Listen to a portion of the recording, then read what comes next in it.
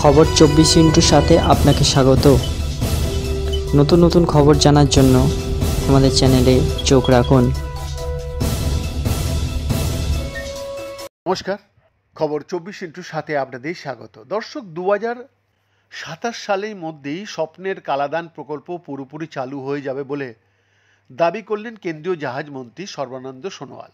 পোশাকি ভাষায় ওই প্রকল্পের নাম হলো Kaladan multi modal transit transport project. Bharat এবং মায়ানমারের মধ্যে সেই প্রকল্প গড়ে তোলা হচ্ছে। আর সেই প্রকল্পের কাজ শেষ হয়ে গেলে উত্তর পূর্ব ভারতের সঙ্গে দেশের বাকি অংশের দূরত্ব অনেকটাই কমে যাবে। সোমবার গুয়াহাটিতে কেন্দ্রীয় মন্ত্রী জানিয়েছেন, ইতিমধ্যে মায়ানমারের সিটওয়ে বন্দর পুরোপুরি প্রস্তুত হয়ে গিয়েছে। এখন মিজোরামের আইজল থেকে মায়ানমার পর্যন্ত সড়কপথে সংযোগ তৈরির কাজ চলছে।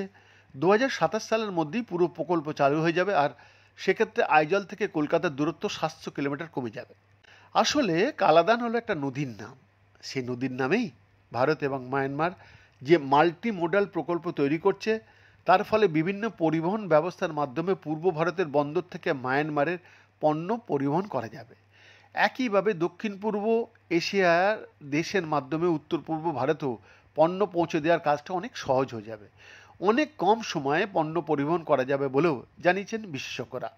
কেন্দ্রীয় মন্ত্রী আরও জানিয়েছেন, মায়ানমারের রাখাইন প্রদেশে অবস্থিত সিটওয়ে বন্দর চালু হয়ে গিয়েছে 2023 সালে।